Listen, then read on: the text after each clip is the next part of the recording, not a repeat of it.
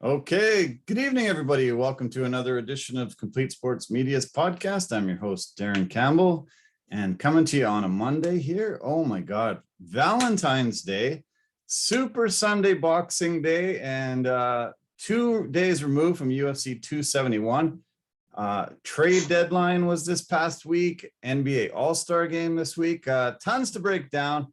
And as always, our favorite guy of the week coming in on a Monday, Jason Cameron. Hey, buddy, how's it going? Thanks for joining us. It's going great. It's going good. I seem to have missed you at work today. Lucky guy that you are. Had the day off.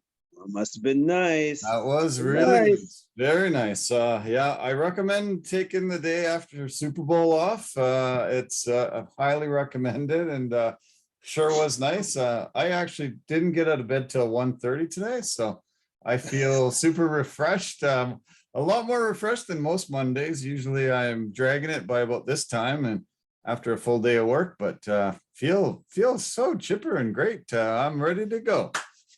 That's good. I'm glad one of us feels like that. That's fantastic. That's great. Great. How was it today? Was it very strenuous or not bad? It wasn't that bad. It wasn't that bad at all. Apart from the morning was a little bit wet, but it could have been a lot worse. The rain let up eventually, so it wasn't bad. Nice. How'd you celebrate Valentine's Day?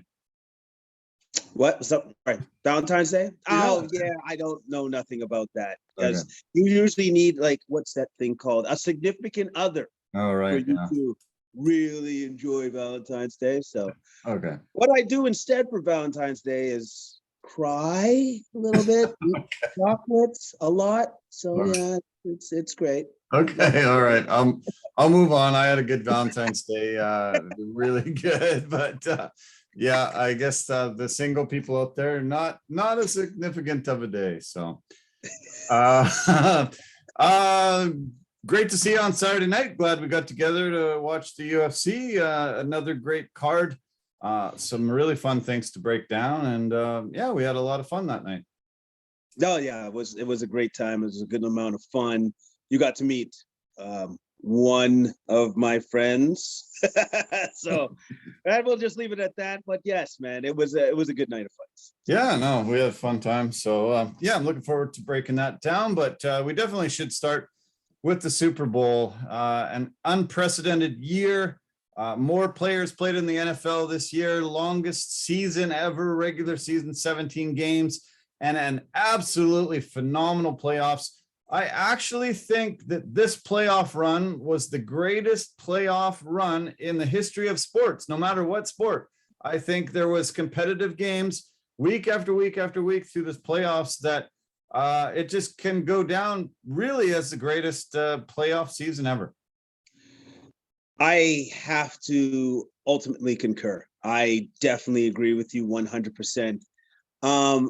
I like if you were to add up the point total between all the playoff games by how much was won, like, it was ridiculous. Yeah. Like it wasn't by much. Yeah. Like literally, I want to say every game was decided by 3 points except for one that went into overtime, which was decided by 6, which was the Bills-Chiefs game, which was possibly the greatest playoff game I've ever seen. Yeah. So yeah, that's what these playoffs were.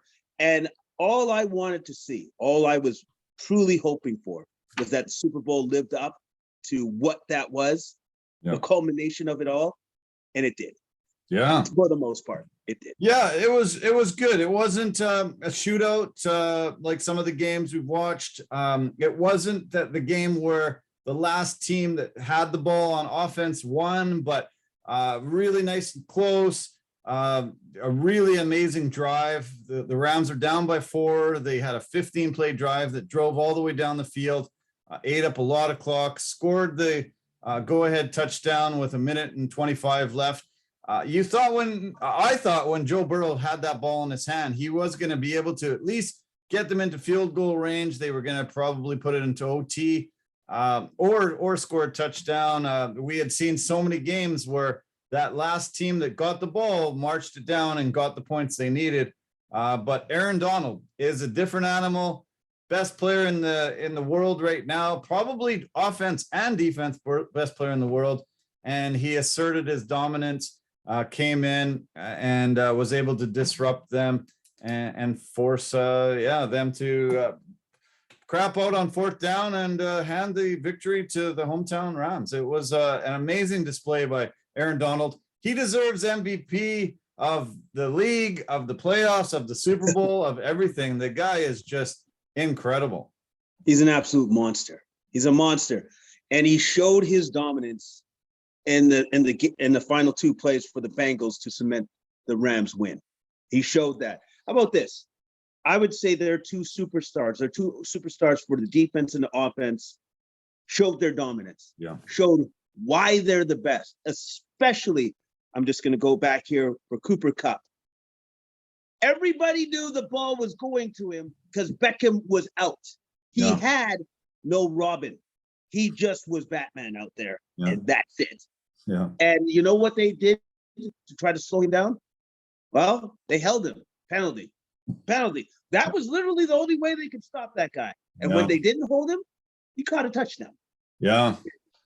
Well, why weren't they double, triple teaming him? Because there was nobody else that was going to hurt them. What happened there? Why that defensive coach should be standing in front of the podium, talking to the media and explaining how the hell he couldn't double or triple team that guy, because they're missing Odell, they're missing their top tight end.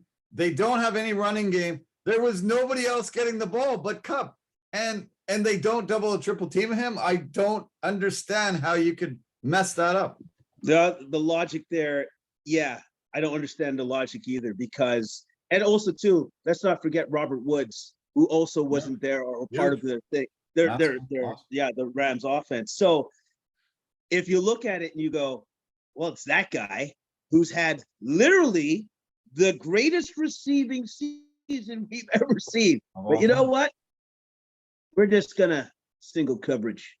Von Bell's got him. And not to say that Von Bell didn't do a great job. He did for the most part. But on the plays where they needed to stop, Cooper Kupp came through. And those particular plays should have been doubled, triple teamed. Yeah. Let somebody else beat you. Before you go on, I just wanted to say this one other stat for Cooper Kupp, who I thought was very deserving of the MVP. I thought he was very deserving. 8 receptions, 92 yards, 2 touchdowns. Awesome. But here's his stats for the full season, including postseason. Bring it on. Perfect. 21 games, 178 catches, 2,425 yards, 22 touchdowns. Yeah. Amazing. Yeah. Yeah. Yeah. I was hoping he would step up and say, hey, Aaron Rodgers, stick your MVP up your unvaccinated. You know what? I've got the MVP that really means something. I'm the Super Bowl MVP. Of course, he's not going to say something like that, but I was praying. I was hoping. You can always dream, but to me, the Super Bowl MVP means a heck of a lot more than the regular season MVP. Well, yeah, because that's the most important game. That's for all the marbles. That's for what you're there for. That's why you go to the NFL, is to win one of those. He got robbed. He got robbed on the MVP of the regular season. He deserved it. Aaron Rodgers had a great year, definitely, but Cooper Kupp was the most dominant player in the league on offense, and he deserved it. I thought he got robbed. He got this AP Offensive Player of the Year. Great. But everybody always talks about MVP, and he deserved it. It's become a quarterback award. They should just call it a quarterback award. They should have a top receiver, top this guy, top defensive player. But I'm glad that he got his just due and showed his dominance. And he's the guy all year. All of those 21 games, everybody knew he was the guy. And he still got 8, 10, 12 catches a game, 1 or 2 touchdowns. He got 14 games with a touchdown and over 90 yards receiving. And every game, everybody knew the ball was going to him. And he would still find those open holes. He would still be able to make those catches. The guy is absolutely phenomenal. Best year. Jerry Rice was the GOAT before him and will still be. But this was the greatest season by a receiver in NFL history. So with that being said, what more could he have done? There's nothing you not be even considered in the conversation for the MVP if you've done everything possible? You've done literally everything in your control to do the best, to be the best, to do everything. Like there's nothing more that Cooper Kupp could have done to cement his run to be an MVP of the league. There's just nothing more he could have done. Nothing at all. Exactly. Absolutely nothing more. I don't know if he caught it. Yeah, and just what a great year. For some reason, he doesn't take his kid to the barber shop. I don't know what that was all about. Did you see his son? Did you see his son after the game? They brought him onto the panel and he was sitting there with him. I think I might have missed that. I might have missed that. No, I saw about this. I saw a Twitter feed of his son, but his hair looked like very disheveled, I guess y'all want to say. Do I want to say that? I do want to say that. Way too long. Way too long. He looked like a girl. I think everybody that would have looked at him would have thought, oh, his little daughter. But anyway, that's the only thing I could say. Not up to par. Incredible year.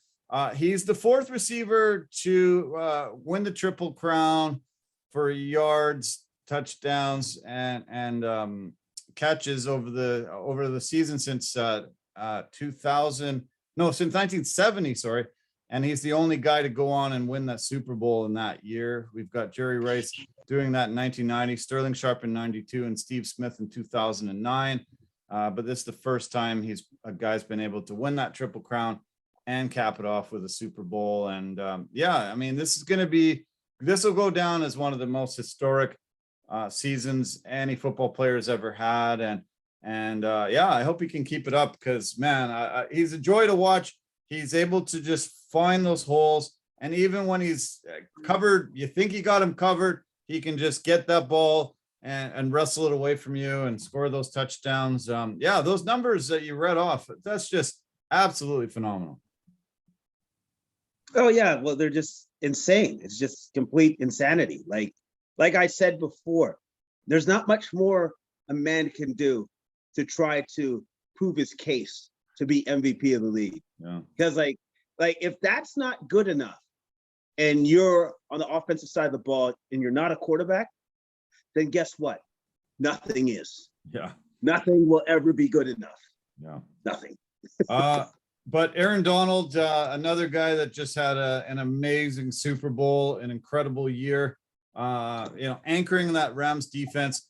I think if I was in charge of the Bengals today, I would go to the offensive line and buy him a plane ticket to Cabo San Lucas, to Europe, somewhere else. Fire the whole offensive line. Sorry, guys, you blew it. 7 sacks, 11 quarterback hits, and 8 tackles for loss. They were overmatched, obviously, with Von Miller, Floyd. We've got Donald, all those guys, but man, did they ever get lit up bad? They were horrible, and they've been horrible all year. Joe Burrow, it's amazing that he's in one piece after the season that he's taken all this abuse. Yeah, and it almost looked like he almost got knocked out of the game. When he went down from that 1 sack clutching his knee, didn't look good. Didn't look good there for a second, man, at all. So I'm guessing in the offseason, just a guess, that the Bengals might want to invest in, I don't know, an offensive line. They might want to get an offensive line for that guy because he was still able to do that with a porous offensive line. I wonder what he could be able to do if he actually has an offensive line, Yeah, exactly. Yeah. He becomes the 3rd most sacked quarterback in NFL history, regular season and playoffs combined. David Carr has the distinction of getting sacked the most times ever. In 2002 with Houston, he got sacked 76 times. In 2005, he got sacked 68 times. So Houston obviously didn't have an offensive line then either. Randall Cunningham it is number 2 with 72 sacks and 86 with Philly. Joe Burrow, 70 sacks this year. And that's not counting hits. That's not counting tackled for losses. That's not counting a bunch of stuff. And Burrow, this is a guy that they've basically he's come in and really salvaged this franchise. And I'm amazed that they didn't make any deals through the year. They didn't try to get guys to bolster that line. And he still took them to the Super Bowl and almost to a victory. But supposedly they have $53 or $57 million in salary cap space, which is a hell of a lot of money these days. They should be able to get some good guys in there to save your franchise and save this guy's life. Because if he takes that much abuse next year, the year after, he's going to have a pretty short career. Yeah, they'll Andrew Luck him pretty much if they don't give him an offensive line, and nobody wants to see that. I'd like to see the man keep playing because he's one hell of a quarterback, and he was able to get them to the Super Bowl, being the 3rd most sacked quarterback ever. Yeah. So, give him an offensive line. Give him a chance, man. Give him a chance. So if you had to have a choice to pick who to blame for this loss from the Bengals, who are you putting the most blame on? Is it the offensive line? Is it the defensive coach that wouldn't put double team on Cooper Kupp? Or is it the offensive coach that wouldn't double team Aaron Donald?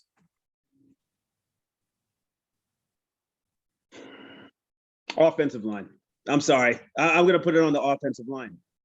You take away those 7 sacks and you give Joe Burrow more time to scan the field.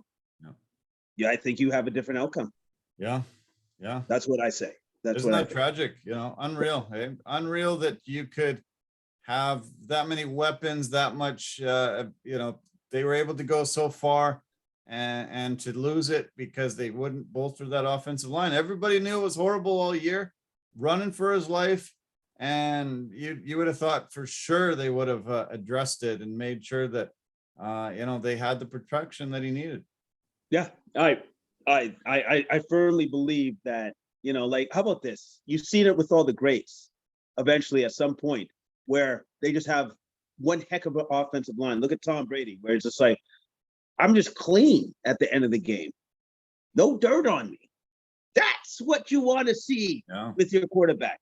Yeah. Just clean, no dirt, and you spend the money to make sure that dude is going to be protected, like the Brinks Bank.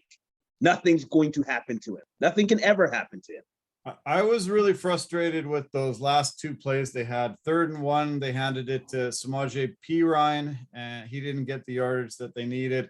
Then 4th down, they were going to do a passing play. I don't know where he was going to throw the ball to. He didn't have time to get it out of his hands until Aaron Donald was already on him. But I don't know why they didn't turn to Joe Mixon. He had a great game already. I think he would have been able to get that yard on 3rd down or 4th down.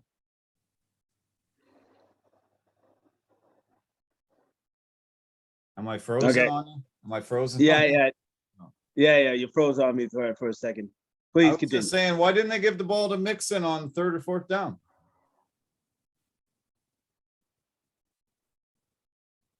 Okay. Try it again. Why didn't they give the ball to Joe Mixon on 3rd or 4th down? Those last plays were just dumb. Yeah, they should have 3rd down. Should have definitely given it to Mixon, not that dude. Ryan, yeah, whatever. They shouldn't have even bothered with him. They should have given it to Mixon on 3rd. And I agree with you on that. They should have tried Mixon on 4th down as well. Yeah. Uh-oh. Okay, we're having super technical glitches. Let's just slow it down for a second. Let's hope everything will go good now. Are you? Yeah. Okay. I'm not frozen. Are you frozen? You seem good. I seem good. I think we're good. Are we good? You're good right now. You're good. All right. Good. All right. Let's hope. Let's keep it up. Jesus Christ. Not so good right now. Yeah, I wonder. Yeah, I wonder Yeah, I what's know. going on. Yeah, we got some technical difficulties. You keep freezing a bit, and I think every time you freeze on my screen, I'm frozen on your screen. But I think the It's weird. yeah, Yeah. uh, Yeah. I think the audio's good, so we'll continue. We'll keep going. But okay, let's talk Okay. about Matthew Stafford. I want to talk a little bit about Okay. him. He's Okay. the third starting quarterback to win the Super Bowl in his first season coming over. They realized that after going to Super Bowl 53 a few years ago that uh, Jared Goff wasn't quite the guy they needed, made a big splash and went out and got Matthew Stafford. First quarterback starting, third starting quarterback to win the Super Bowl his first season there. Obviously, last year with Tom Brady and the Bucs, Trent Dilfer did it, going over to the Ravens. But what a great accomplishment for him. He was able to leave 12 years of the Lions, come over and have this great success, win 4 games, and now he can call himself a Super Bowl champion. Yeah, exactly. And it's a long time coming for Mr. Stafford. Like like a seriously long time coming. Yeah. Because when you are in Detroit purgatory for over a decade, Brutal, yeah. anything is better. And as soon as he leaves, he wins a Super Bowl. Yeah. So I guess maybe that was his cherry on top. Because once he left, he goes, "Oh my God, it's so much better on this side. It's so much better." Yeah. And some of the throws that he made in that game were just money, on point. Although I do want to say this again, going back to Cooper Kupp, that first touchdown he scored, I remember looking at that play and going, where's the defense? Where are they? Yeah, exactly. He was Yeah, no, wide shocking to leave him open like that. Yeah, just stunning. I agree. I was shocked too, and yeah, it bothered me all day. Like, I definitely wasn't really cheering for one team or the other. It would have Yeah. been good to see the Bengals win, but I didn't matter. But yeah, I was mad when you see this guy, the most prolific receiver, and he's wide open. He's single covered, and even some of the coverage wasn't even there. So you're like, well, you guys deserve to lose if you're not going to cover the number one guy. Oh yeah, exactly. You can't win games if that one superstar that's literally on an island unto himself now, if you don't bother covering him, well, he's not going to drop the ball. Unfortunately, that's not what he's going to do. One stat I saw today that blew me away was Matthew Stafford has 35 fourth quarter comebacks since 2009. That's the most by any quarterback, and he regular season and playoffs combined. And he was in Detroit doing that. He came here and he got some of those 35 were here in LA, but he was in Detroit and he did that. So obviously, that was very smart of the Rams to go all in and get him. They made a lot of amazing acquisitions that really helped. Obviously Stafford, Von Miller, Jalen Ramsey. They got Eric Weddle out of retirement. That was massive. Odell Beckham, though, became, he got that first touchdown. He became their deep threat throughout this year. An amazing pickup for him, getting him out of another purgatory in Cleveland and bringing him over. I felt so sad for him, though, he blew out his ACL, tore it, and, we'll have some recovery. But I was glad that he did get to show what he had with those couple catches early and the touchdown. He gets a ring, and, good for him. Sad that he blew out his knee, but what do you think about Odell and everything that went on for him on Sunday? It was unfortunate that he wasn't able to finish the game. Game that obviously he put a lot of emphasis on, a lot of importance on, obviously it being the Super Bowl, but at least he was able to contribute something. Yeah. And that touchdown meant a lot for the Rams, obviously, going forward. but when the injury happened, I knew he was done for the game. Yeah. Yeah. Yeah. Usually that non-contact, as soon as they pull up and, it's either an Achilles or a knee, and they go down and in that much pain, you think, yeah, okay, he's done, shoot. And, he'll have a long recovery, but hopefully he'll be back next year, and they can repair that knee. Back in the day when a guy had a knee injury like that, pretty much done for his career, but luckily they've come so far. A lot of guys can come back, bounce back from torn ACLs and do fine, but huge acquisition for them. And, he really contributed huge to that Super Bowl victory. So there's been a lot of talk about possible retirement. Sean McVay was rumored to retire after this. Why would he? The youngest coach in the league, and he's taken his team to 2 Super Bowls in the past 4 seasons. And it doesn't seem like a candidate to me that should retire. Not to me either, but I think he's just kind of starting his family. And let's be honest, being a head coach of an NFL team takes a lot out of you. Sure. It's a really, really, really, really, really demanding job. Right. And so maybe he just wants to retire, quote unquote, step away for a bit and just calm it down for a sec.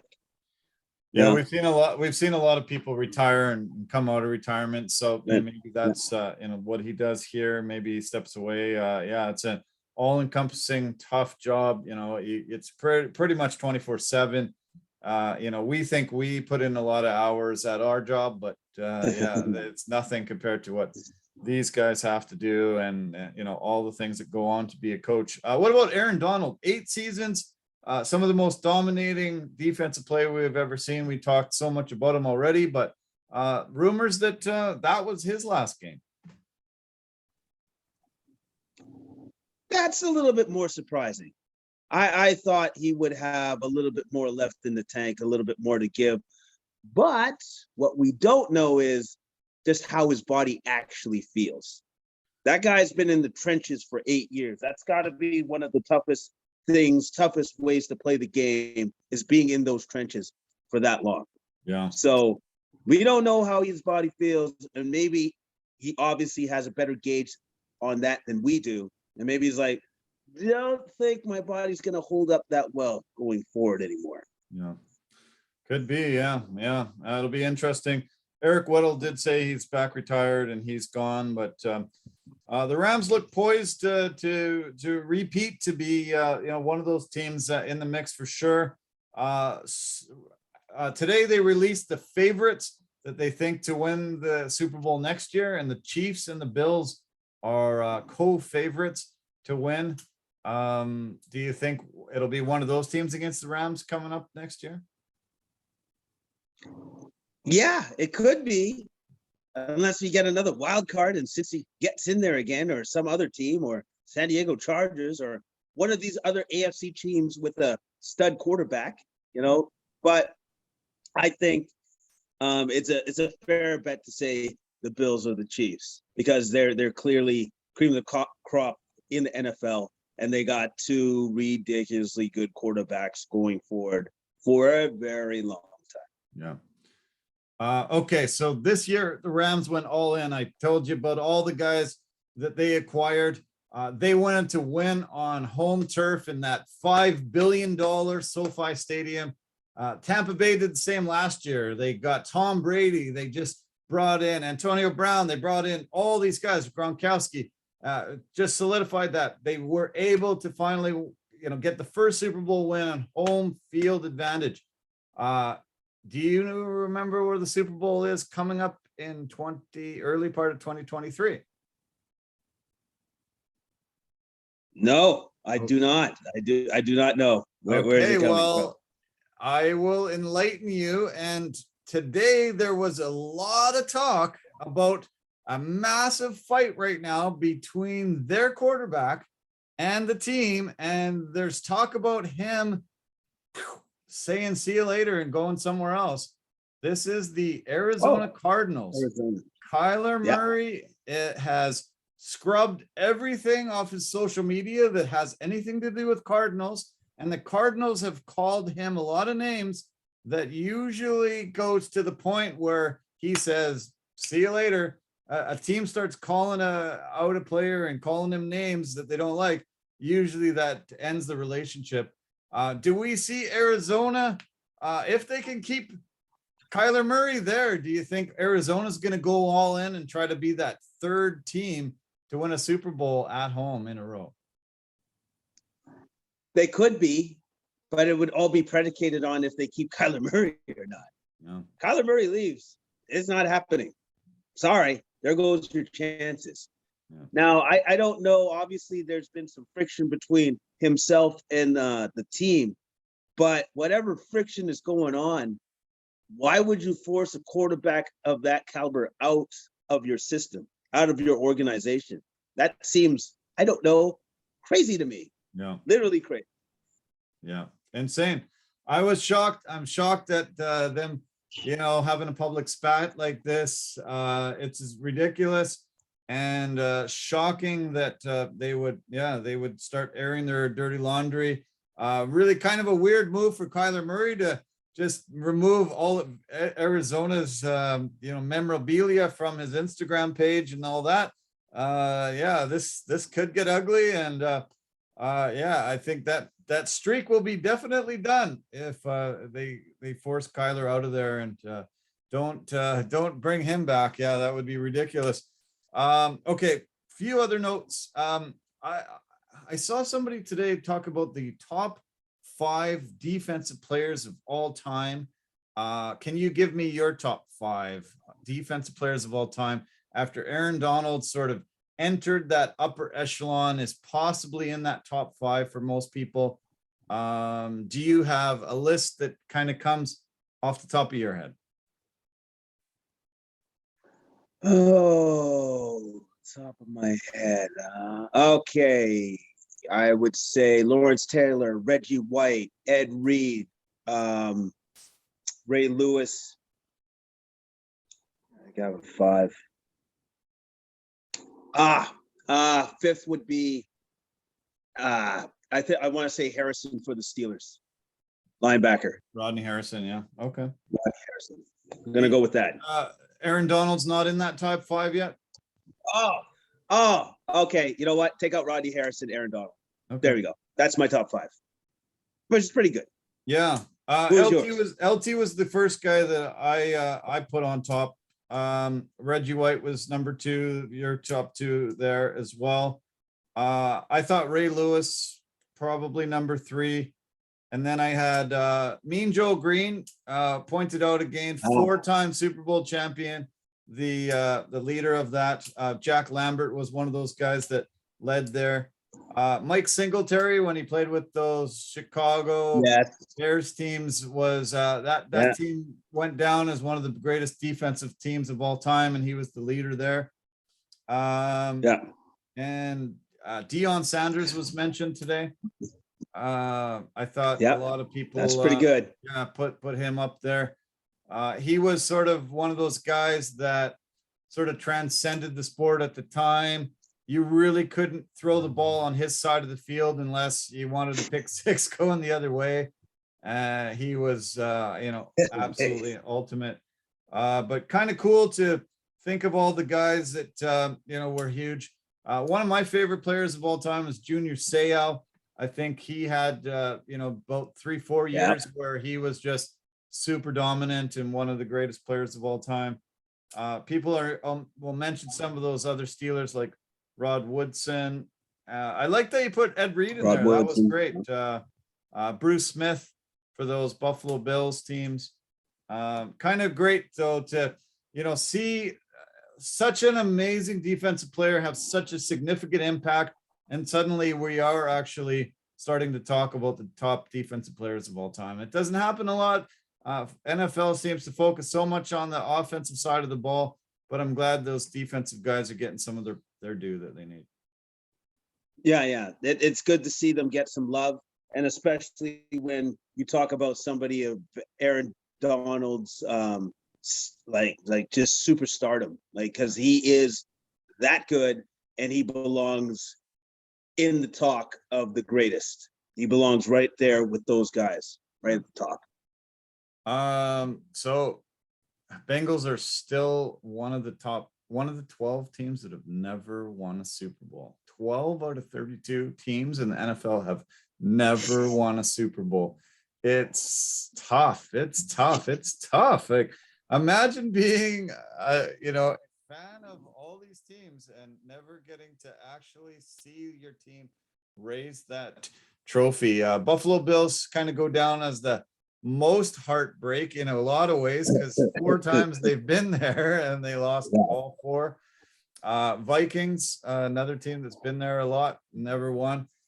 Your team, the Falcons, never held that trophy, even though they were up 28-3. Yeah. Thanks for reminding me of that. Right. Cleveland, sad team, always has been, always kind of will be.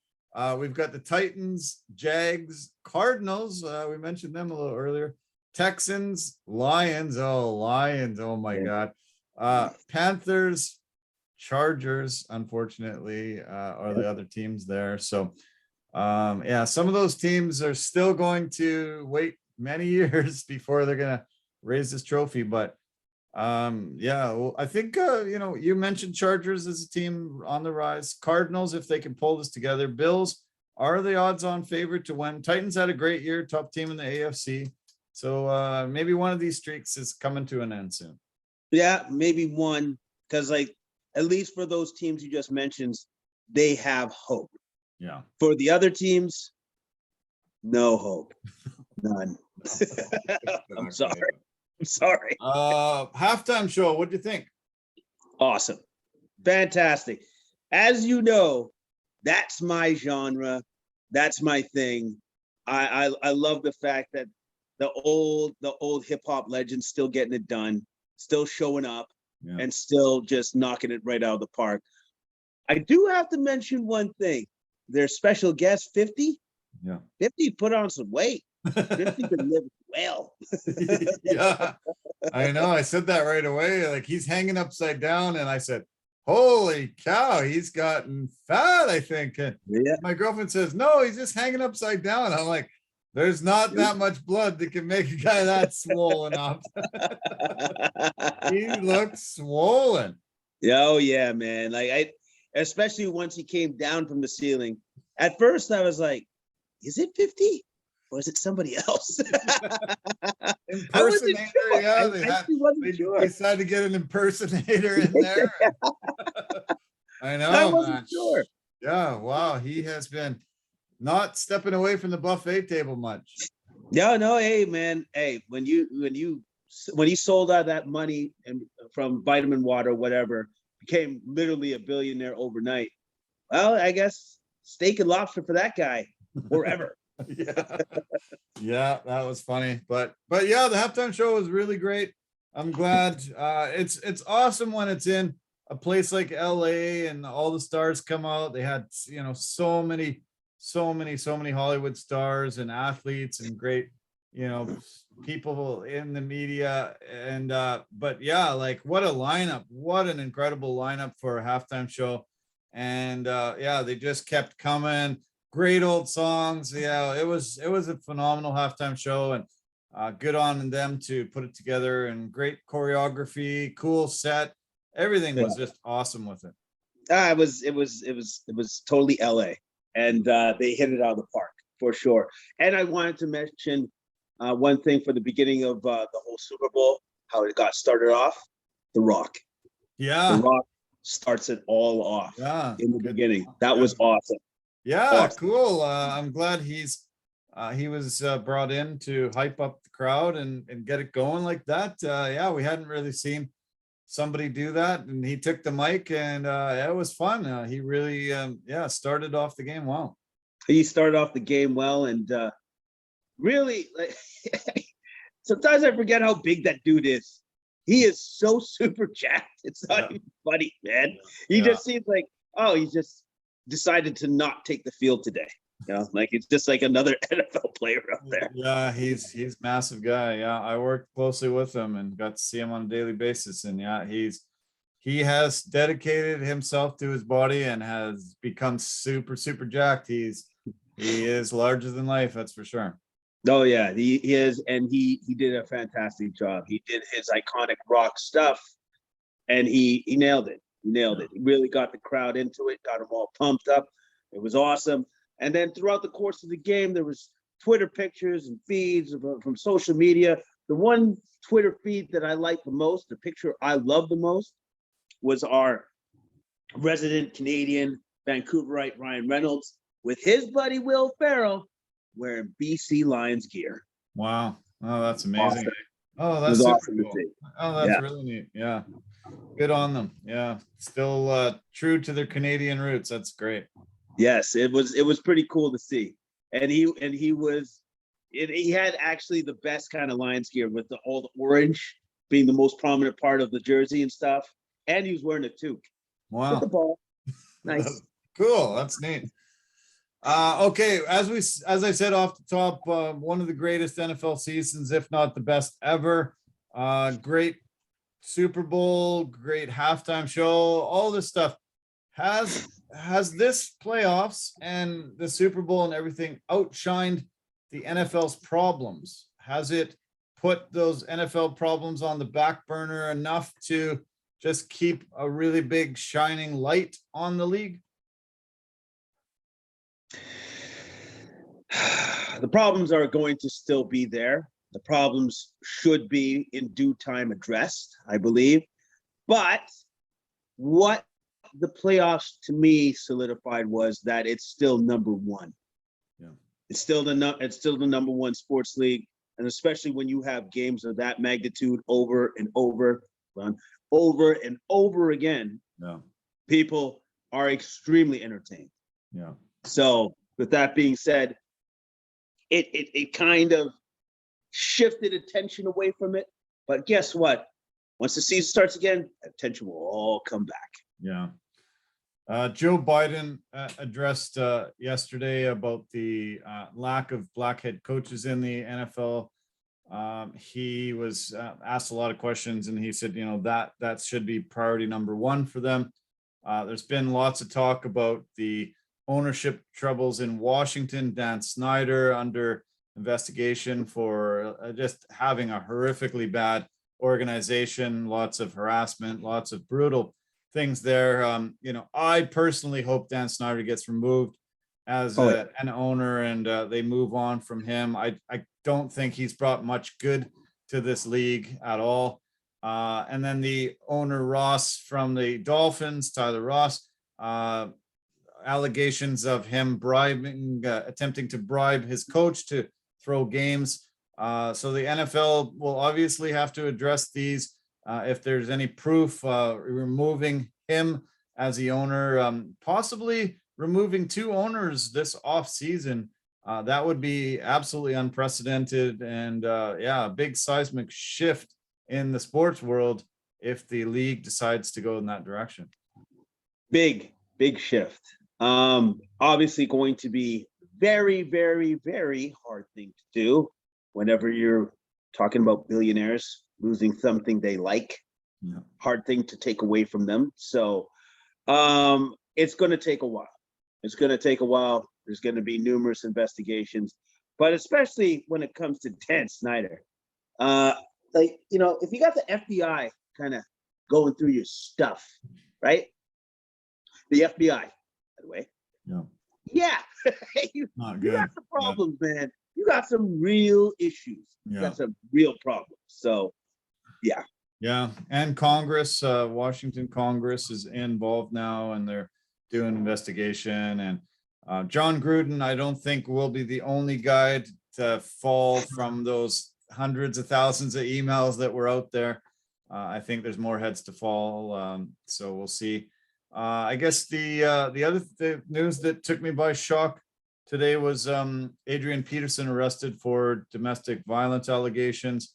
There seems to be a lot of players still getting arrested. A lot of talk about the NFL always having these problems. It's just too bad that it, light has to be shed like this again, showing these guys have a lot of issues off the field, and we just can't go very long without hearing about another player being arrested.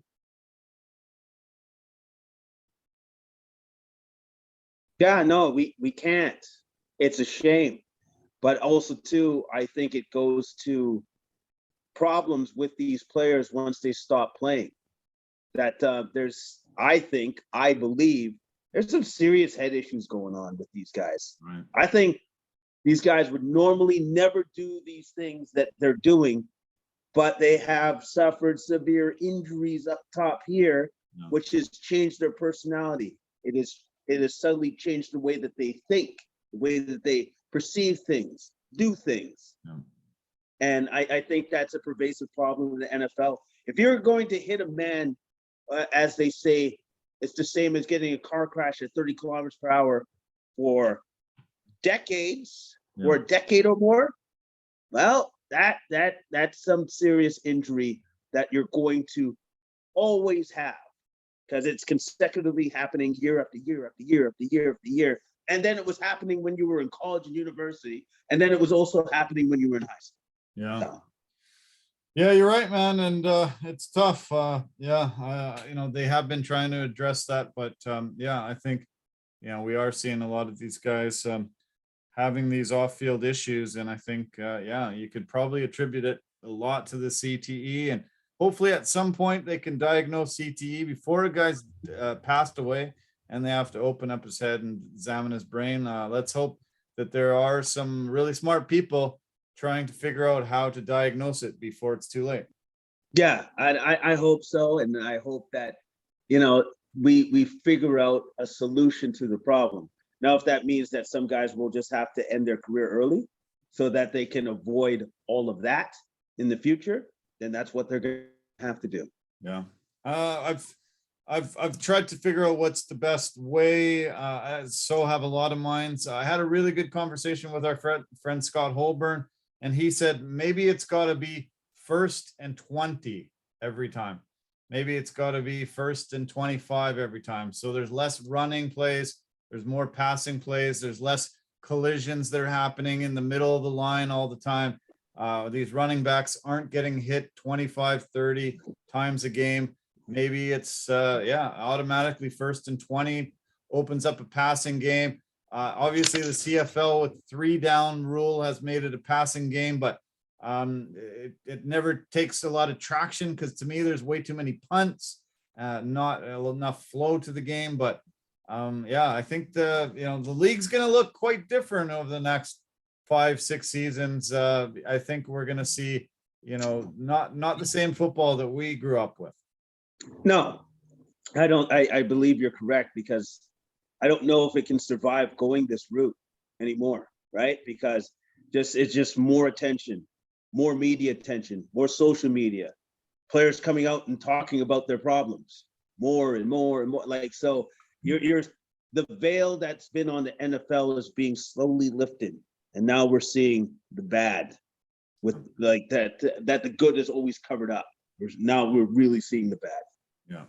I hate to end it on the bad, because it was, such a phenomenal year. I loved it. I was happy I was an NFL fan. I have to sometimes, defend it to people that don't like the sport, don't want to watch the sport because it's too violent. But, this year I had such incredible examples why, if you tuned in and you watched through this playoff run, you had to be entertained. Oh, yeah, absolutely. Absolutely. Like, it doesn't get any, like, it's the pinnacle of what the NFL represents. It is. And we saw it this year in spades, because it kept happening every playoff game, every single one. And it was just incredible theater to watch on TV. Yeah. My girlfriend Lorraine today was like, now what? I'm missing the NFL season. What are we going to do on Sundays? That was what we did on Sunday. Now we've got to wait a lot of many months before it comes back. That was great. It took up our Sunday, but we couldn't have been happier. We had such an amazing great year watching NFL football. Yeah, anybody that missed it really missed out. This is a hell of a sport and super fun to watch. Oh yeah, it is a hell of a sport. It is great theater to watch. Just seeing the pinnacle athletes do their craft on the field. It's just fantastic to see. It really is. It's incredible. Yeah. So yeah, okay. Well, what a great season. It's behind us. Yeah, we won't be talking much football in the podcast going forward, but we definitely will be talking a lot of UFC. And as we said off the top, we got together and watched UFC 271 from Houston. Great card as always. We got to see the middleweight championship, a fight that we've been looking forward to watching for a few years. A second battle between Israel Adesanya and Robert Whittaker. And we all thought Robert Whittaker would employ a completely different style to try to dethrone the champion. But he didn't do enough of it to win. Two judges had it on Israel Adesanya winning 48-47. So they said that Whittaker won a couple rounds, but he just didn't get those takedowns and do enough with them to win this fight. Adesanya is still the champion, and looking probably just as good as he always has. But what did you think of how this fight ended up turning out? What I thought was this. We knew that Whittaker going into this second time had to change the narrative of the fight somehow, some way. I thought his best chance of doing that was to have a grappling heavy attack against Adesanya, because I felt still, even with whatever wrinkles Whittaker would have added to his stand-up game, that Adesanya definitely still had the advantage on the feet, which he most certainly did. The only problem was, he chased after those grappling and those takedowns and everything else, but he couldn't hold the man down. He couldn't appreciably do anything with the positions once he got him down there. Adesanya would not accept the position and battled to his feet every single time. Yeah. And for what it's worth, for me, that was the difference in the fight. That was it right there, was the fact that Whittaker was unable to hold him down and do damage or do attacks, and Adesanya was able to pop right back up, get it back to where he wanted the fight to be, on the feet, use his distance, do his superior striking against Whittaker, and that's how he won the fight. Yeah, Adesanya's striking is just on another level. His nickname is the last style bender, and you just have to appreciate a style that's super hard to hit, and it's so quick. He can come in and out. He has great angles.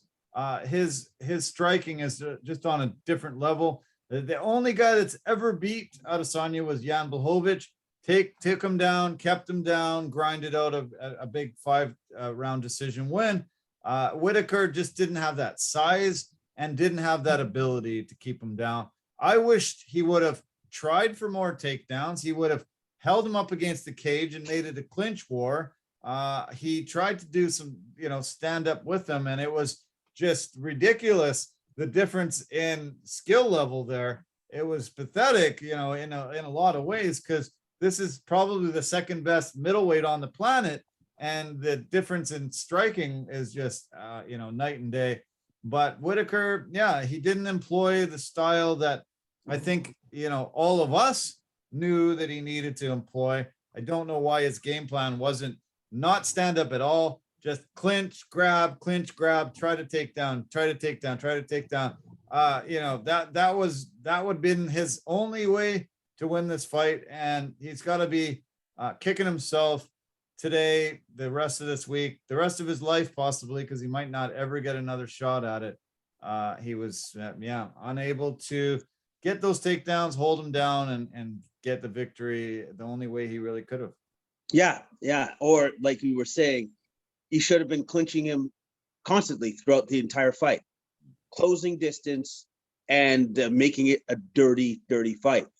But I would say, to Adesanya's credit, his movement, his footwork, superior. Yeah. He was able to always keep his distance and fire his shots when he wanted to. Yeah. when he wanted to. He was still able to dictate the pace of that fight. Yeah. Dana White was asked after the fight if he's putting together a UFC Africa, and he said no, not currently, mostly because of COVID concerns. And he said, my first priority right now is just actually getting out of the country. England is number one. He's like, hopefully I can pull that off. But he said, in my tenure as the boss of the UFC, I want to have a UFC Africa card. That has to be in my legacy. I need to have that. And I'm hoping that, once this pandemic is much behind us, they can pull this off. There have been 3 title defenses by 3 African champions in the past 3 UFCs. 268, Kamaru Usman won his title defense. 270, Francis Ngannou, and now Israel Adesanya, UFC 271. This is going to be massive, massive, massive if they can get it to Africa. Imagine having these 3 guys on the card. This would be the biggest UFC in the history of the planet. Yeah, it would be utterly massive. It would be a game changer. It really would be. It's something that the UFC should strive to do. I understand what Dana's saying, obviously, with the COVID concerns and stuff, but once this is a thing of the past, and if those 3 guys are still the champion, especially when it comes to Ngannou, you don't know what his future is really going to look like going forward. But if you still have all 3 of those guys as your champions, how could you not make this happen? How could you not go into Africa and make this into a big deal, into a big event, into a big thing? You have to do it. You would have to do that. Yeah. Absolutely have to do it. The other elephant in the room was no Joe Rogan on the broadcast. Michael Bisping stepped in to take his place on the panel. Daniel Cormier took the in the cage interviews post-fight. I think a lot of people were kind of surprised and shocked because Joe Rogan's always there for the pay-per-views. But a lot of things that are happening with Joe Rogan, a lot of people just not happy with him right now. And I think he decided to not be there, not anybody else but himself. But is that your opinion too? Well, I guess it's not just my opinion. It looks like it's Dana White's opinion as well, because he made a comment, which I was a little bit surprised at because I thought they were, friends and stuff. But he called it bull crap that he wasn't there. And so when the boss makes a comment like that, you have to wonder, oh, okay, so I guess it wasn't a scheduling conflict, which Dana completely did not back. Completely does not back that. So yeah, I guess Joe Rogan was feeling the heat. He didn't want to really address what he's been going through, what he's had to deal with, because as soon as he comes onto that broadcast, yeah, those are things he might have to talk about. And maybe he just was not prepared to talk about said things as of yet. But it doesn't matter. Whenever he does come back, it's going to be there. It's still going to be something he's going to have to address. Yeah, it was pretty surprising. Funny that the boss did say, no, there was no scheduling conflict. He just didn't show up for his job. And we'll see. He's supposed to be here and he's not here. So I don't know what the heck that is. But we'll see what shakes down in the next little while with that big story in the news every day. But I guess the show must go on, and there's been a lot of guys replaced, and he was replaced that night. Let's talk about the elbow heard round the world, taking out the Black Beast, the guy who had the most knockouts in UFC history, ended up face down on the canvas from a young up-and-comer. Tai Tuivasa was able to use this little short elbow to take out the beast and shock the world. That was a pretty surprising result for most people. Yeah, it was. It was super surprising. Well, how about this? The whole fight was kind of surprising to me. Lewis actually did takedowns, number one. Right. And I was just like, wow, what's this? Is he taking a man down? That's amazing. Oh, okay. So he can do that now. That's pretty cool. And then in the second round, if I remember correctly, Lewis had actually hurt Tuivasa and was coming after him. Oh, and yeah. then as he was coming after him, Tuivasa managed to hurt him back, clinched up, and then he hit that elbow that came from the deepest, darkest pits of hell and felled him like a tree. Yeah. He was, I'm just going to say this. I think he was sleeping before he even hit the mat. Yeah. He was unconscious already. Yeah.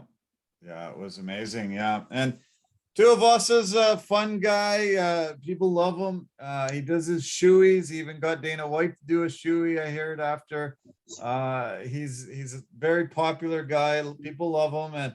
And yeah, he's moving up the ranks now. He's knocked out a lot of really tough heavyweights, and yeah, he's no joke. A lot of people didn't really give him a lot of chance to win this, and a lot of respect to move up as high as he has. But yeah, good on him. Very good on him.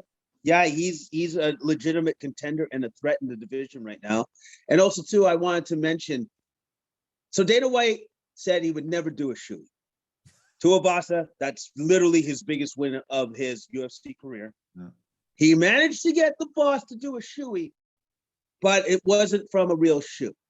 No. He got him to do it through his endorsed product of the Shoey Vasa, which is equivalent of a short beer bog in the shape of a shoe. Oh, okay. And the boss did it, and it was awesome to see. Wow. Oh, wow. Okay, fine. I didn't see any footage of it, but I'll have to take a look. That's hilarious.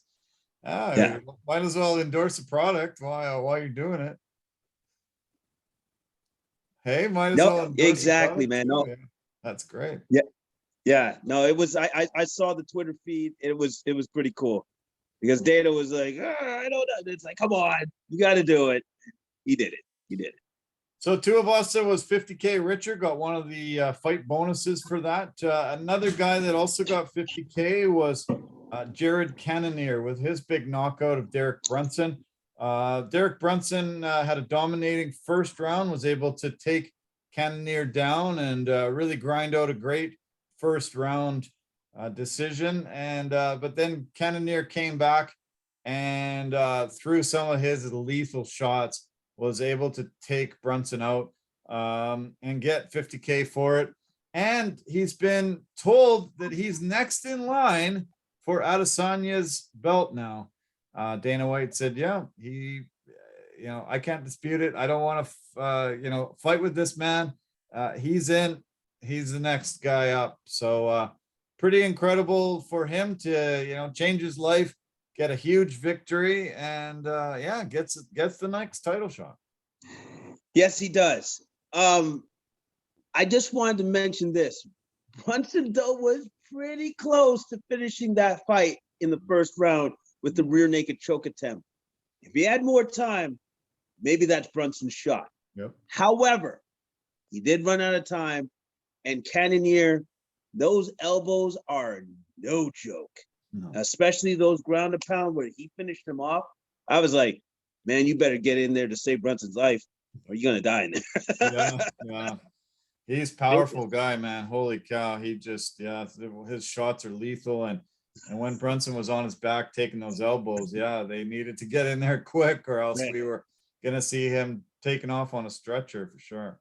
Oh, yeah, man. It was lethal, brutal, vicious. Great win by Cannonier, who's now 5-1 since moving down to the middleweight division. And yes, I love his call out to Dana White, because he wasn't kind of asking Dana. He was kind of demanding it. Yeah. And I liked it. Yeah, for sure. Yeah, it was fun. Yeah, so Adesanya has his next opponent. We'll get you a date soon, hopefully, and let you know that that should be a hell of a fight. Okay, what do you want to mention? Anything with the Moicano Alexander the Great Hernandez fight? Moicano taking the victory in the second round by submission. Yeah, this is what I'll say about that fight. He outclassed Hernandez in the boxing realm completely. Hurt Hernandez numerous times, dazed him, and then in that second round, managed to get him to the mat, got the rear naked choke, got the win. Hernandez really didn't threaten Moicano throughout the entirety of this fight at all. It was Moicano's fight from beginning to the end. I was a bit surprised. I thought it was definitely going to be a lot closer, but yeah, Moicano was by far the better fighter on that evening, and yeah, took a huge win. It was a great victory by him. Bobby Green, just love this guy, love his style, love the way he fights. Man, he really put a beating on Hasparas and got the decision victory. Yeah, one of the most entertaining fighters in the UFC, and he did not disappoint in this one.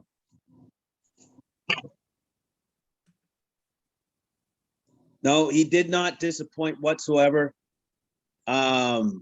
Basically jabbed and crossed him to death. Yeah. Like he just, and was incredibly hard for Hasparas to even find for him to return fire and hit him. And if he did hit him, did those shoulder rolls, rolled with the punches, didn't have the sting on him that they normally would have. Green was dominant in this win. Very, very dominant win by Green. Yeah. Yeah, he's one of few fighters that can, easily win with his hands down at his sides, never, has his hands up protecting himself. You're right. He's able to just roll with punches that they don't have the same effect because they're not landing flush. Just you gotta appreciate his style, and he had a stretch there where he wasn't winning a lot, but lately it's been great and super fun to watch. I'm always happy that he's on a card, and I can't wait for his fight. So that was the kickoff of the main card. The featured fight on the prelims was the old veteran Andre the Pitbull Arlovsky getting another victory, setting records. You always see, he's up in the upper echelon of the most appearances, most knockouts, most wins.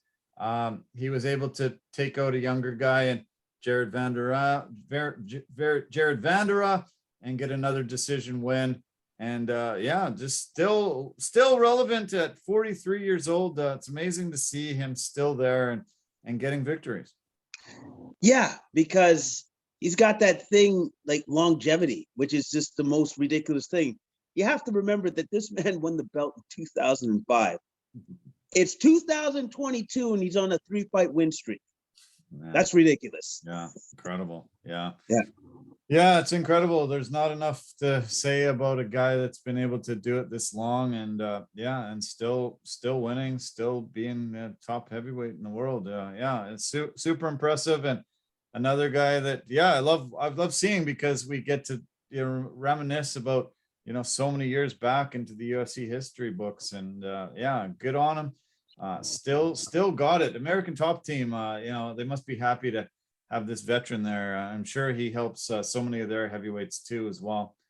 Okay, we saw a retirement in the women's flyweight fight between Casey O'Neill and Roxanne Modafferi. O'Neill, a young up and coming Australian. Roxanne, a old veteran that has been in the UFC forever. Roxanne decided that this was her final fight.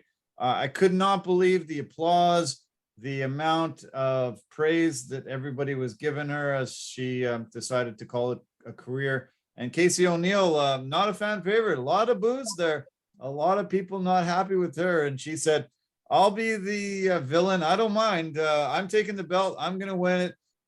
You can all, basically F off. I'm going to be the victory. I'm going to take the victory, and I'm retiring this girl, and look out the rest of the division. They're all put on notice according to O'Neill. So.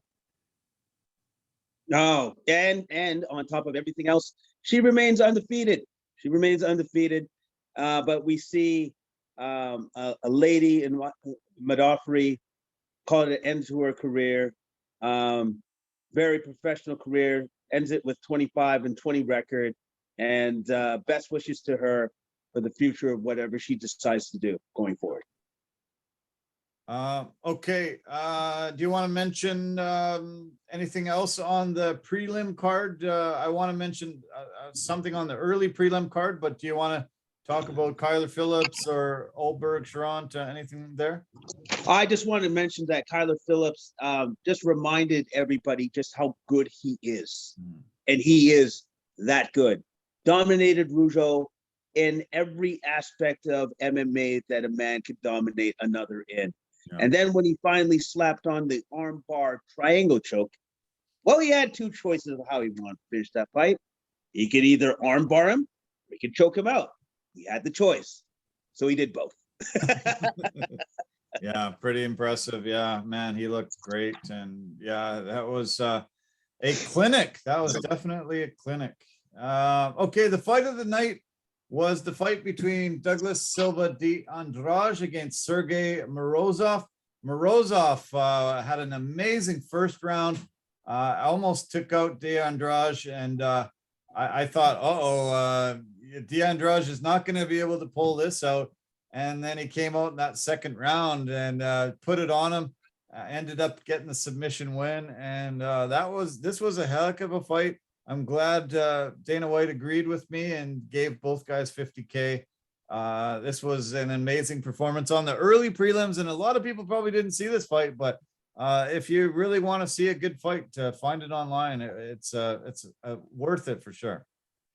I did watch this fight, and it was exceptional.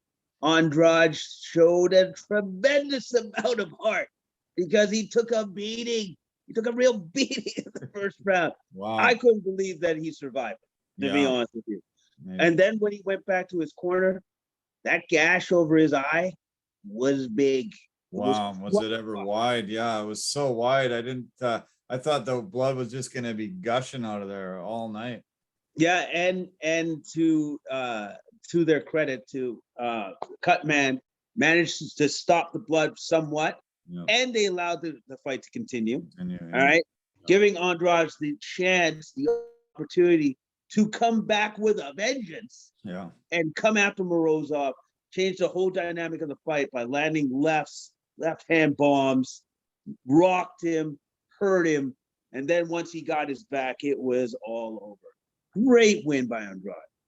Great win. Really great win. Yeah, phenomenal. And yeah, that was a lot of fun. That was a heck of a fight. And I'm glad I tuned in early to watch those early prelims because they weren't televised on anything we had locally. But yeah, I was able to find a stream and I enjoyed it a lot. I do want to mention the miss by William Knight on his scale. This was supposed to be a light heavyweight fight between William Knight and Maxim Grishin, and he missed weight by 12 pounds. 12 pounds.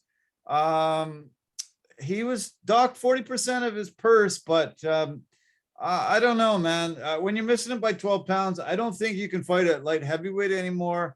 You're a heavyweight now guy, and I don't know. The punishment has to be sometime more severe. Like, you obviously didn't even try. And, good on Grisham for accepting the fight and winning the fight.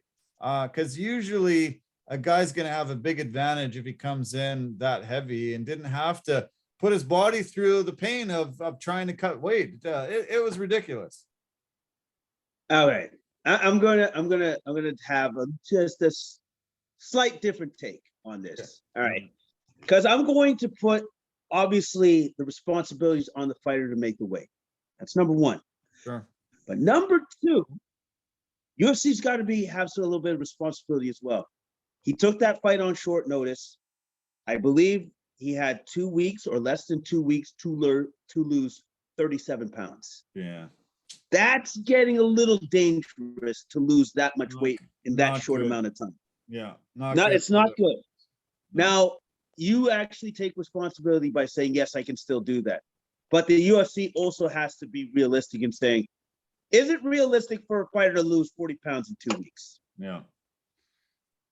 Yeah, well, that's a hell of a good point. And I think the UFC going forward, if they call a guy for to come in as a late replacement, they should make him step on a scale and send them exactly the weight that he's at, and see if that's a realistic figure. Because yeah, if he, maybe he puts himself in the hospital if he gets down to that weight. They should have realized, no, he's incapable. We've got to get somebody else in, because a guy shouldn't be cutting the weight to the possibility of going to the hospital, but he also shouldn't be coming in and having that unfair advantage over a guy. 12 pounds is a lot of weight that he has an unfair advantage. I don't like it. I don't like to see anything like this. It shouldn't be. This is the #1 combat organization in the world, and we shouldn't see stuff like this coming out of here. Absolutely. We should not see that. It was egregious, the weight miss as well. But like I said, there has to be responsibility taken from both sides. Going forward, maybe the UFC's policy is you get on the scale right now and you tell me how much you weigh.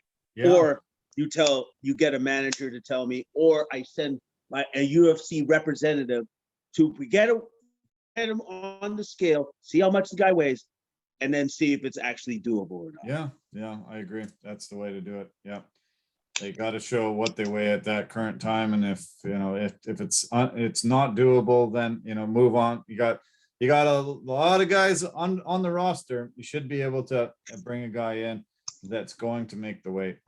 Yeah. Okay. Anything else that you want to mention off this card? Anything else come to mind? Okay, I'll just mention really quick the Olberg versus Charante fight. I like the fact that Olberg really used his distance management in that fight. I just love the way he incorporated his kicks in that fight by keeping Charante at distance.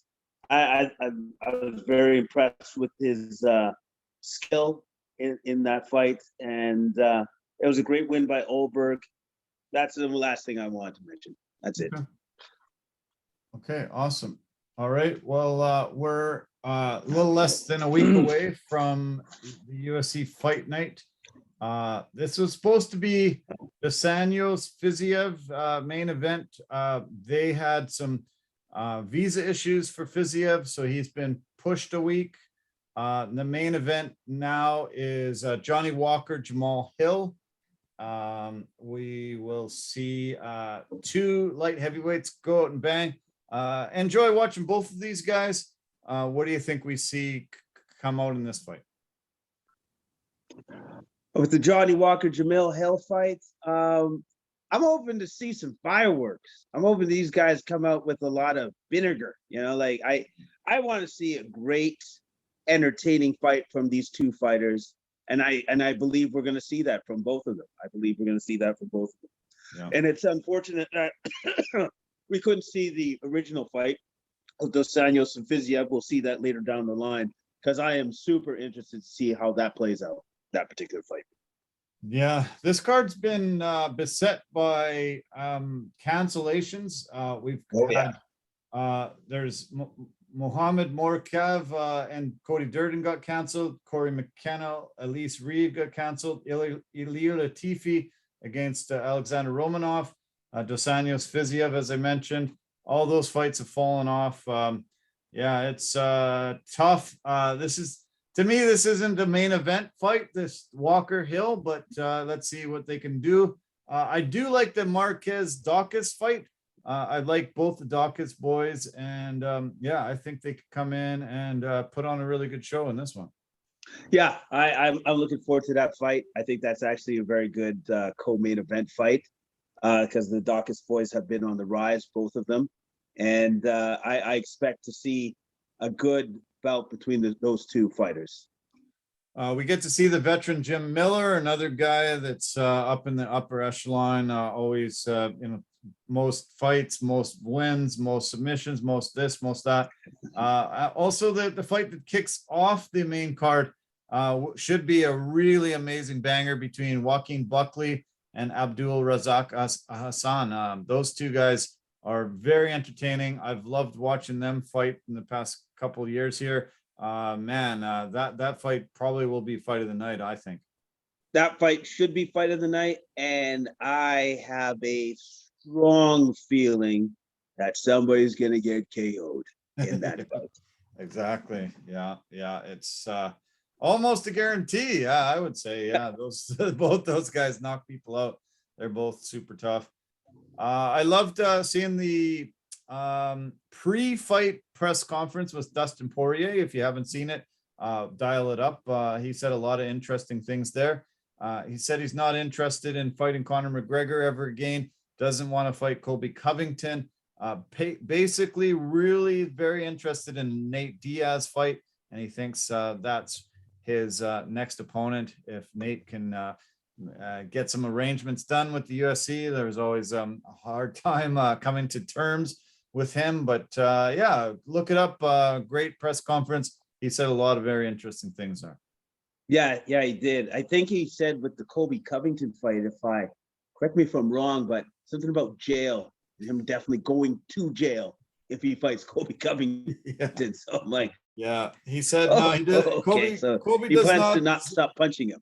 Colby does not deserve to make money off of me, and yeah, we'd be either me going to jail or both of us going to jail. Yeah, he's not a fan, and yeah, the former teammates, but yeah, no love lost between these guys. No, absolutely no love lost between those two, and I understand why Poirier is going with the route that he's taking, because now he's looking at it going, I just do money fights, and that's what he should be doing. That's what his concentration should be on. He had his shots to the title. Unfortunately, they didn't pan out, but now he's looking for those fights that will solidify, not just himself, but his family's future. Good for him. Yeah. There was quite a Twitter battle. Social media shots were fired between Conor McGregor and Tyson Fury over the weekend. Did you see any of this tirade that went back and forth? Okay, so what did Conor say? I'll fight you. I'll fight Tyson Fury. Tyson Fury had praised Khabib, and Conor got in and called him every name in the book he could think of. He called him the biggest one that I remember was the Versace twat, he called him. And yeah, a lot of just ranting back and forth. Conor likes picking fights, but Tyson Fury isn't a guy you really want to pick a fight with. Oh, he's like so much bigger than Conor McGregor, like so much bigger than him. And by the way, that guy can fight. Like if he hits Conor McGregor, that's it. Yeah, it's game over. It's game over. Yeah, it was. Yeah, it would be definitely game over. I'm hoping the next person that Tyson Fury fights from MMA world is Francis Ngannou, and I hope they can put that fight together. And yeah, Conor will, keep fighting via social media, but he'd never be able to fight these guys in the cage, actually, or in the ring. No. His best bet is to keep fighting him in social media, keep using that superior Irish wit of his, and just keep it there. Yeah, keep it where it is. Okay, why don't we just do a transition right into the NBA? We just had the NBA trade deadline on Thursday, and there was some really big moves. Obviously, the biggest move was the James Harden for Ben Simmons. James Harden and Paul Millsap go to the 76ers, and the Nets end up getting Simmons, Andre Drummond, and Seth Curry, some picks back and forth. But this is a great move for both teams. James Harden, gets to finally be somewhere that he wants to be, maybe. And this, I think, really puts the 76ers as a team to look out for. They've got the probable MVP with Joel Embiid, and now they've got this guy, James Harden. Doesn't seem to know how to get along with his teammates, but do you think it's going to work here in Philly?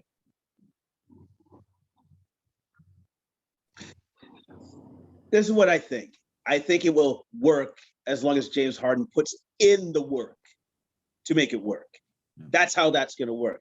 He doesn't put in the work, or all of a sudden he doesn't feel the vibe, or he becomes, I don't know, disinterested in playing for the team, well, Joel Embiid will give it to him. That guy's not afraid to talk his mind. And also, too, it's his team. And he's playing at an MVP level right now. Yeah. So he has the wherewithal to talk to James and say, listen, either you want to be here or you don't want to be here. I only have a certain window of time to win championships. Yeah. I'm going to need you to do that. But if you don't want to be here to do that, maybe you should shove on and find something else to do. You know, find another team to play on. I saw James Harden, sort of buy into the system when Kyrie came back and they were playing together. I saw Harden, wanting to be, whatever it took. And then with Kyrie's situation with only playing or, not playing at all for a while there, all of a sudden James Harden interest just faded off. We saw him flame out in Houston, obviously. What do you think in the end James Harden legacy is going to be? He's become disinterested in a few teams and just quit on them. That's not something that will go down for a guy's legacy in very good standard. No, and if he does it again in Philly, then his legacy will certainly be tarnished. So I don't think that's a route he should be taking anymore. I think now that he's in Philly, he's with the GM that he respects, with Daryl Morey. He comes in there and he gets to work. He gets to work and he starts playing some serious basketball, because if he doesn't do that, if he feels that he can coast, get away with, become disinterested or whatever have you, with the Philadelphia 76ers, well, first off, number one, that fan base will destroy him completely, destroy him. And number two, he'll tarnish his legacy going forward. He absolutely will do that. So he needs to show the people, the fans, Joel Embiid, his teammates, that he's there to play some serious basketball and he's there to win. So what about on the Brooklyn side? Do you think this will be a good move for them? Do you think this was necessary? And do you think Simmons will be able to come in and make a difference with this team? Yes, I believe he can.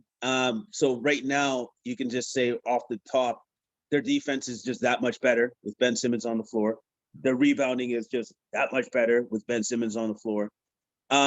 Their transition offense will be that much better with Ben Simmons on the floor. And now Ben Simmons doesn't have to worry about scoring, because Kyrie Irving and KD will take care of that. Yeah. All he has to do is be great at all the things that he's great at. And not, if you don't want to score, that's great.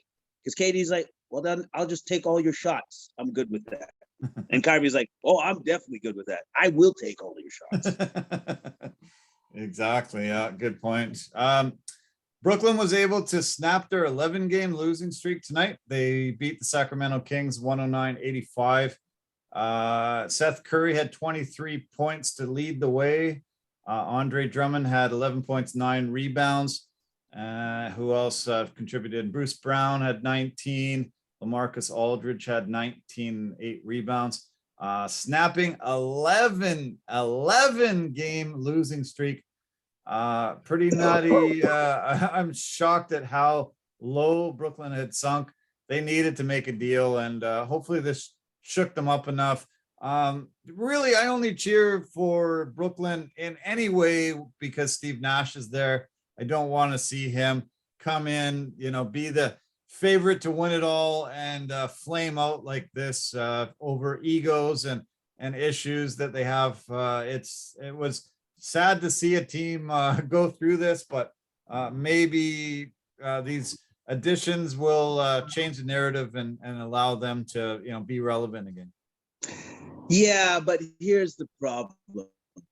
Not only does he now have to deal with Kyrie, he's got to deal with Ben Simmons too. If there's any head coach that can do it, it's Steve Nash. Nice. I wish him the best of luck, but this might not be an easy ride for him going forward. Yeah. Let's be honest. It might not be that easy. Okay. The Kings made a big deal as well this off season. I mean, this trade deadline, and you didn't love the move, did you? Yeah, I didn't, because you had this guy in Tyrese Halliburton, who is literally one of the best point guard floor generals of his generation. And if you look at the advanced metrics of what he was able to do with his three-point shooting, catch and shoot off the dribble, it's all above 40%. You don't usually just give a guy away like that can shoot that well at his age, 21. You know, like if you look at his numbers, there's only like one guy that's ever done what he's doing, and that's him. That's the one guy. All right. And then also too, you look at his assist to turnover ratio in the league, he's third. Yeah. And you gave him away. Maybe I would have given away any of the other numerous point guards, but not that guy. Not that guy. Yeah, that was a shocking move. And guess what he did in his first game in Indiana? 22 points, 16 assists he had in his first game in Indiana. Doesn't even know his teammates yet, and he's able to come in and get 16 assists, 10 in the first half. Yeah. That guy's no good. Yeah. There's a reason why Sacramento sucks. There's a reason. Because they don't know what they're doing. Like, clearly they don't know what they're doing. Yeah. So you know what, Sacramento, this is what I'm going to say to those fans out there. I'm sorry. I'm sorry you have to go through this. I'm sorry that you have a GM that thinks he knows what he's doing. He clearly does not. And he will give away a point guard that now going forward in the future will be like, 4 years from now, you guys will be like this. So why did we trade that guy? That guy is like an all-star now, like a perennial all-star. Yeah, that was a bad move. Bad move. The Kings got a massive steal of Halliburton when they picked him 12th overall in 2020. That was, everybody was like, wow, I can't believe he fell that far. And, you really thought him and De'Aaron Fox and, a lot of these young guys would do well. I know they soured on Marvin Bagley and wanted to move on from him, but I'm stunned that they walked away from him this quick. Sabonis is a good player for sure, but they already had, I think, enough size inside. They got Trey Lyles, Sabonis. They got DiVincenzo, which I think was a big pickup, and Holiday's not bad. Jackson and Trey Lamb, okay, but losing Halliburton, Buddy Hield, just big mistake, and I think for years to come, that fan base is going to be really upset about that move.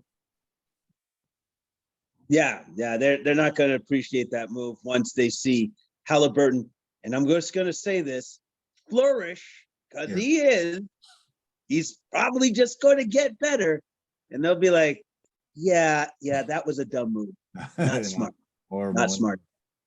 Another big move was CJ McCollum to the Pelicans. CJ, Larry Nance Jr., and Tony Snell for Nickeil Alexander-Walker, Canadian.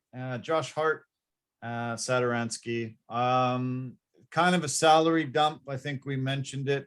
I think it happened right before the trade deadline. The Raptors had won 8 in a row. They lost on the weekend, heartbreaking loss. Lost again tonight to the Pelicans. CJ had another really fantastic game. Pelicans, if they can pull their whole team, get healthy, they're a force to be reckoned with. They got a lot of talent there now. Yeah, no, they do. They do have some talent. They have pieces that could potentially work, but it's all predicated on Zion coming back to the team at some point, maybe not this year, because it doesn't look like that might be a thing anymore.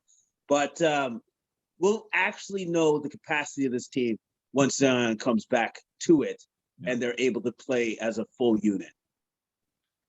Boston Celtics, hottest team in the NBA right now. 8 games in a row. They've won 9 of their last 10. What's turned them around has been them suddenly passing the ball a lot. A lot of people said Jaylen Brown and Jason Tatum couldn't work together. They were too much first ball handlers trying to score on their own.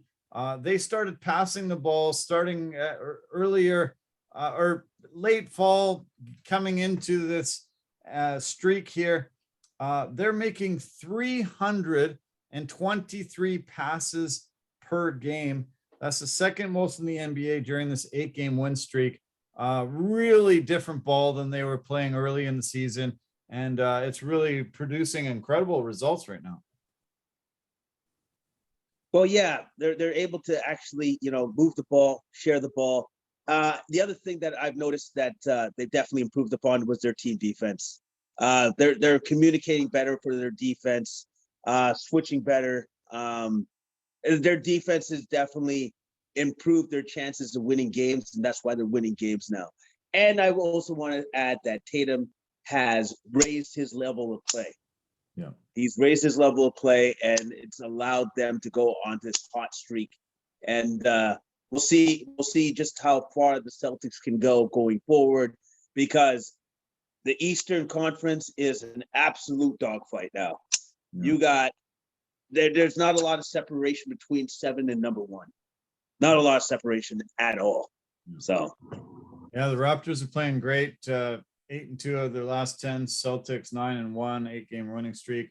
Sixers got better, probably. Obviously added without really subtracting. Simmons wasn't playing. Cavaliers are playing really great, and Jarrett Allen is going to make the All-Star game because James Harden is hurt, will not make an appearance. That'll be great for him because it's in Cleveland this weekend. A lot of festivities starting Friday. That'll be fun to have it in Cleveland, and great for him that he gets to play in front of his home crowd. Yeah, that'll be fantastic for him. Great opportunity for him to go to his first All-Star game. And it's just great to see some first timers in the All-Star game, like Fred VanVleet. And it's just encouraging to see some new blood in the All-Star game and see some of these new guys come into their own. Yeah. Let's switch to the West a little bit. The 2 top teams are still way up there. Suns are putting a little bit of a distance between them and the Warriors, 4.5 games ahead. Suns are still, an incredible class of the league, 9-1 in their last 10, 5 wins in a row. Warriors are playing currently against the Clippers, down by 4 early in the third quarter. We'll see that come together. I loved watching some highlights from the Warriors-Lakers game on Saturday. Warriors were able to pull out a 2-point win, 117-115 over the Lakers. And supposedly Draymond Green's coming back quite soon. He's missed 19 games with a bad back. And also James Wiseman is close to returning. And that will really bolster that interior for the Warriors. Yeah. And what's been so impressive about the Warriors is their resiliency, is the fact that, our defensive captain, stalwart, the guy that calls out the defensive assignments, not there, still finding a way to win. Yeah. And as Clay and Steph was in a shooting slump, playing his way out of it, Clay's trying to get back to the form that he once was at, and they're still finding ways to win. The team is resilient, they're battle tested, and they are going to be a problem once they hit the playoffs. Yeah, you're right. Yeah. Grizzlies have won 5 in a row, 8-2 in their last 10, playing great basketball. Jazz lost 5 in a row. Now they've won 5 in a row. So they're solidly in 4th place in the East, in the Western Conference. Mavs are playing pretty good. Nuggets are playing pretty good. T-Wolves as well. And then we've got the 2 LA teams, Clippers and the Lakers. Lakers have lost 3 in a row. They're actually only won 5 out of they're 5-12 out of their last 17 games. Really a kind of a dumpster fire, and they are running a risk of falling far below and maybe not even making this play-in game. They'll probably be there, but man, the Lakers fans aren't used to seeing this team this bad right now. No, they're not. And LeBron can only do so much. He's playing really well, but the rest of the team isn't. So, and he can't carry a team like he once used to because of his age. Yeah. He just can't do that anymore. Yeah. He himself can play very well, but he can't do everything for the team like he once could when he was a younger man. So, yeah. I saw the top scorers in the NBA this year, and DeMar DeRozan's number 1, Trae Young number 2, individual scoring. This is Giannis number 3, and Jason Tatum number 4. These guys are all playing at elite levels, and Boston. As I said a little earlier, huge wins. Getting Derek White and Daniel Tice back, really big moves, and bolstered a team that was kind of middle of the road, but I think they're going to join the upper echelon as the weeks go by. Yeah, I believe so too. I think those were great pickups by the Celtics with getting Derek White and Daniel Tice back into their organization. I think Derek White is good. He's a great player, willing to pass the ball, good spacer, good shooter. I think the Celtics have found the players that they need to go forward and make a push in the playoffs. Yeah. I was really shocked at some of the teams that didn't make moves. The New York Knicks, I thought were going to be definitely making some moves to try to move up. 12th place in the Eastern Conference, and really a mess right there. After having such a resounding year last year and doing so well, getting into that upper tier of the Eastern Conference, were you surprised that they didn't pull off some kind of move?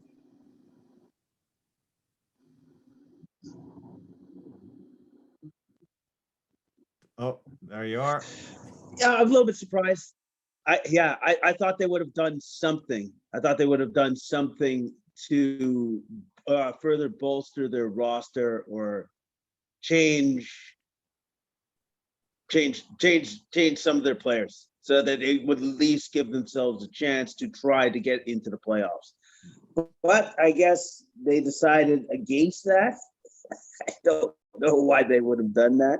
Very well. So they're probably looking at retooling for next year and making some major off-season trades, because the way that the roster is constructed now going forward is not good enough. It's not even close to good enough for Knicks fans or for the organization.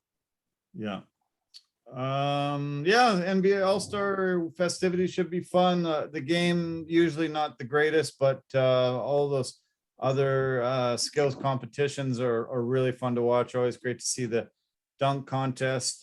We've got Fred VanVleet in the 3-point shootout. Those are fun to watch, and I usually make sure that I don't miss them. Oh yeah, for sure. I'm looking forward to those two things. 3-point competition, dunk competition.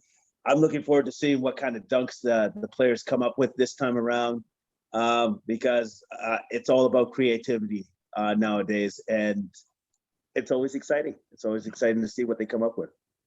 The NBA has just said they are reinstating Tyreek Evans after banning him in 2019 from the league. He was dismissed and disqualified indefinitely in 2019 for testing positive for a prohibited substance. I'm glad that he's been able to clean himself up and getting another opportunity to come back. He's been out for coming up 3 years. He was he won the Rookie of the Year. Was a really good player early on with the Kings. Averaged 20 points a game, 6 assists and 5 rebounds. He's also spent time with the Pelicans and Grizzlies. hopefully he's straightened out his life and he can continue and try to get back to doing what he loves. Yeah, and hopefully he's learned his lesson. Yeah. It's a hard life lesson to learn because as hard as it was to get into the NBA, it can be taken away from you in a heartbeat in an instance when you make the wrong decisions. So I'm glad to hear that he has cleaned himself up, and hopefully he can stay in the league for a long time, or as long as he can. Let's hope, yeah. We've had a hell of a lot of technical issues tonight. Unfortunately, it's been glitching so much. Sorry to our viewers on YouTube and on the website. Really apologize for that. Hopefully we can figure out what the heck the problem is and don't have this. It makes for a more challenging conversation between us two, and I'm sure for the viewers and listeners. But thanks for sticking in as long as you have. I really appreciate it. We had a fantastic weekend of sports. We're a little bit sad the NFL's done. I guess we'll have to find more things to do on Sundays, but it was a great weekend, and I'm glad we could break it down tonight. Jason, thanks a lot.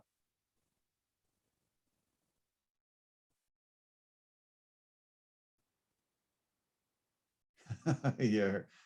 Oh, did I completely lose you? Yeah. Oh no, there you are. I almost look like I completely lost you. Yeah, no, you did. Well, it's time to sign off, man. Thanks for a great weekend. I'm glad you had fun watching the UFC and the Super Bowl and the NBA. And thanks for breaking it down as always, man. It was a great Monday night. And looking forward to seeing you tomorrow. Get a chance to catch up even more.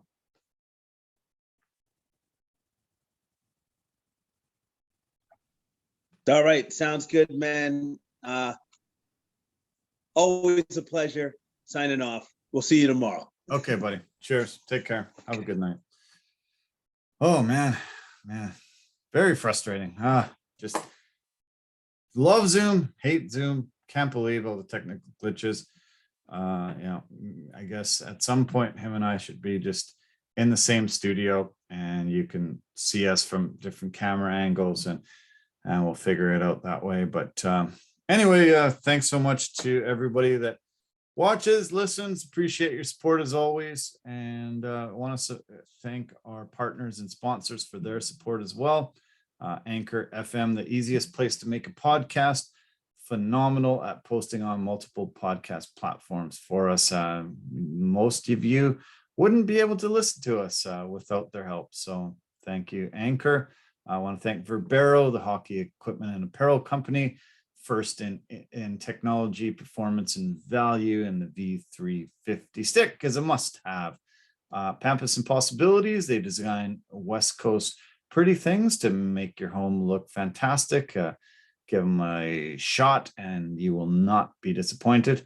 And Forever Living, the aloe vera company for health and beauty products.